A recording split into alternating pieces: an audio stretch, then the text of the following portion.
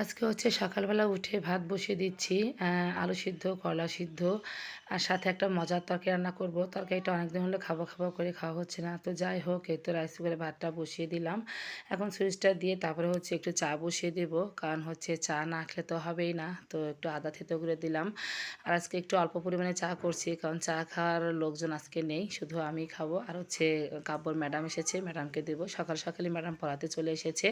তো যাই হোক, অনেক সুন্দর করে যে চাটা বানিয়ে নিলাম। আসলে লাল চা খেতে মানে বেশি ভালো লাগে। মাঝে, মাঝে হচ্ছে দুধ চা খাওয়া হয়। হ্যালো সবাইকে, সবাই কেমন আছো? আশা করি ভালো আছো আর আমিও ভালো আছি। তো এই তো এখানে চা, বিস্কিট ম্যাডামকে দিব আর হচ্ছে নিজেও খেয়ে নেব। আর এখানে হচ্ছে তরকারি কেটে নিয়েছি। তরকারি বলতে এই তো ঢেঁড়স, পটল, দেশি আলু, কাঁচামরিচ আর হচ্ছে এখানে মাসকলাই ডাল আছে, পাঁচফোড়ন নিয়ে নিয়েছি। আজকে আমি হচ্ছে এই তরকারিটা সকালবেলা খাবারের সাথে খাবো। কারণ হচ্ছে অনেকদিন হলে ভাবতেছি যে এইভাবে একটু তরকারি রান্না করে খাবো। কারণ ঢেঁড়স, পটল, মাছের ডাল ফেলে দিয়ে যদি এরকম করে তরকারি রান্না করা যায়, খেতে অনেক মজা লাগে। তো রান্নাঘরে চলে এসেছি, যেহেতু শুধু একটু তরকারি রান্না করব তাই একটু গ্যাসই রান্না করে নিচ্ছিলাম। তো আদা থেতো করে দিয়েছি আর পাঁচফোড়ন দিয়ে দিলাম বেশ কিছুটা কাঁচামরিচটা ভালো করে একটু ভাজি মানে হলে খেতে বেশি ভালো লাগে।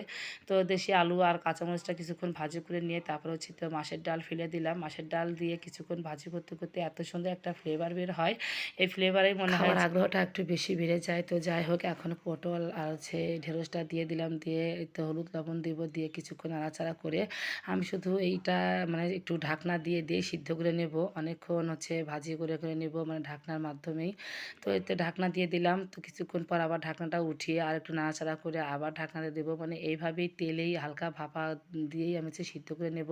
তাহলে হচ্ছে বেশি মজা লাগে। আর জল দিয়ে যদি সিদ্ধ করা যায় তাহলে এর মানে স্বাদটাই নষ্ট হয়ে যায়। তো অনেকক্ষণ এভাবে আমি ভাজি, ভাজি করে নিয়েছি ঢাকনা আর দিয়ে। এভাবে যদি ঢাকনার মাধ্যমে ভাজির মাধ্যমে সবজিগুলো সিদ্ধ হয়ে যায় তাহলে খেতে কিন্তু বেশি মজা লাগে। জানি না তোমরা কে কীভাবে রান্না করো? আমি কিন্তু বেশিরভাগ তরকারি এভাবেই মানে ভাজির মাধ্যমে সিদ্ধ করে নেই, তাহলে খেতে বেশি মজা লাগে। তো যাই হোক, অনেকক্ষণ ভাজা, ভাজা করে নেওয়ার পর এখন হচ্ছে একটু ঝোল দিয়ে দিলাম। তো এই ঝোলটা কিন্তু আমি এতটা রাখবো না। আমি এখন আরেকটু ঢাকনা দিয়ে দেবো। তো এই তো ঢাকনাটা উঠিয়ে নিয়েছি, একদম তরকারিটা পারফেক্ট হয়ে গেছে। তো কোনো মশলা ব্যবহার করিনি, শুধু আদা থেতো করে দিয়েছিলাম। এখন দিয়ে দিলাম একটু জিরার গুঁড়া।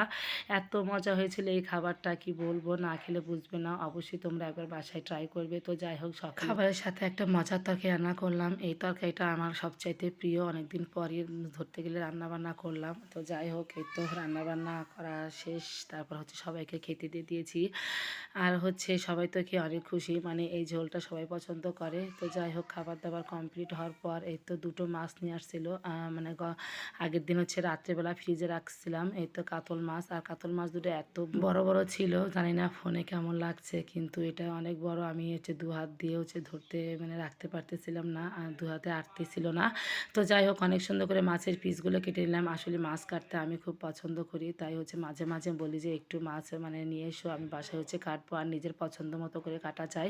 কেমন জানি ওরা হচ্ছে একটা বড় করে কেটে দেয়, একটা ছোট করে কেটে দেয়, আমার কাছে ভালো লাগে না। আর নিজের পছন্দ মতো করে কেটে নিলাম, অনেক ভালো লাগলো। আর এদিকে হচ্ছে মাছগুলো সুন্দর করে ধুয়ে পরিষ্কার করে নিয়ে প্যাকেটিং করে রাখতেছিলাম। যেহেতু এতগুলো মাছ একদিনে খাওয়া যাবে না, তাই আছে আজকের জন্য রেখে তারপর হচ্ছে বাদ বাকি মাছ হচ্ছে প্যাকেটিং করে রাখবো। তো যাই হোক, এই মাছটা খেতে কিন্তু বেশ মজাই ছিল। তো আজকের ভিডিওটা এই পর্যন্তই। ভিডিওটা ভালো লাগলো অবশ্যই লাইক কমেন্ট শেয়ার দিতে পারো।